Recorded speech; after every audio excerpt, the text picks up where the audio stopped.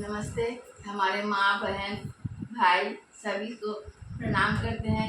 लक्ष्मी पूजा होने वाली है, इसलिए माता लक्ष्मी की स्तुति सोचिए या गाना सोचिए।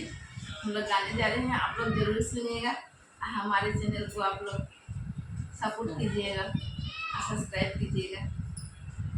बहुत बहुत धन्यवाद।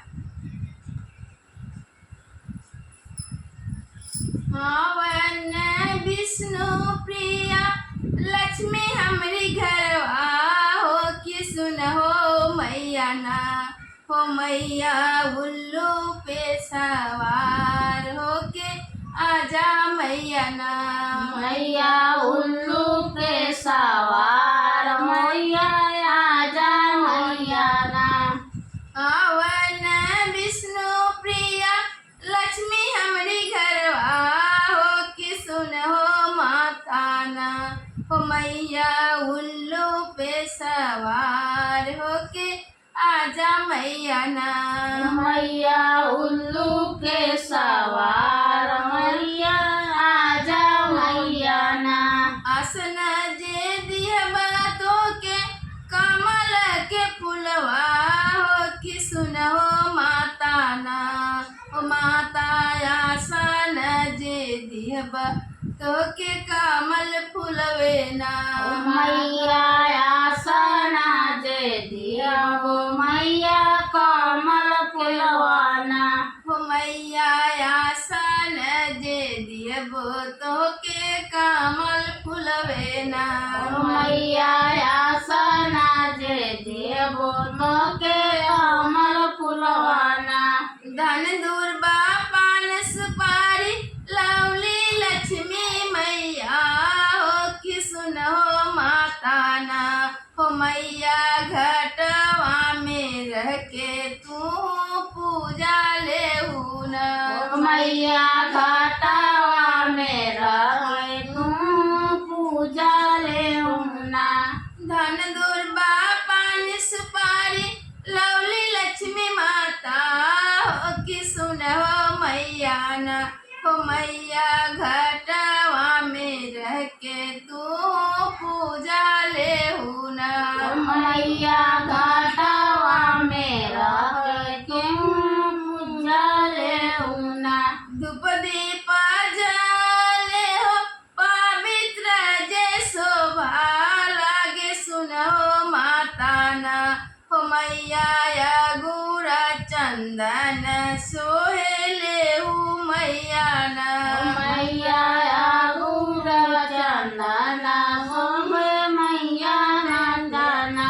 धूप दीप जले हो पवित्र जे शोभा लागे सुन हो मैया ना हो मैया या गुरा चंदन सोहेले हूँ मैया ना मैया गुरा चंदना सोहेले हूँ मैया ना। हो मैया या गुरा चंदन सोहेले हूँ मैया ना मैया गुरा चंदना सोहेले हूँ मैया ना। मैया धूपवा के बसवा तू ले हो मैया ना मैया धूपवा के बसवम ले हूँ मैया ना। चरण में रख ली मैया कमल के फुलवा कि सुन हो मैया ना हो मैया बैकुंठ में रहेलु तू खुशी मन से ना मैया बैकुंठ में रहलू की खुशी हंसे ना। चरण में रख ली मैया कमल के फुलवा हो कि सुन हो मैया ना तू बैकुंठ में रहेलो तू खुशी मन से ना तुम बैकुंठ में रहलू की खुशी मन से ना। शंख बजली माई के आरती उतरली हो कि सुनो मैया ना हो मैया भोगवा लगली हो कि खीरा पुरी से ना माई के भोगवा लगली खीरा पुड़िया ना हो माई के भोगवा लगैली हो कि खीरा पुर से ना माई के भोगवा लगौली हो कि खीरा पुरियाना शंख बजैली माई के आरती उतरली हो कि सुनहो माई ना तोहके भोगवा लगैली हो कि खीरा पुर से ना तो के भोगवा लगौली हो कि खीरा पुरियाना सबके जे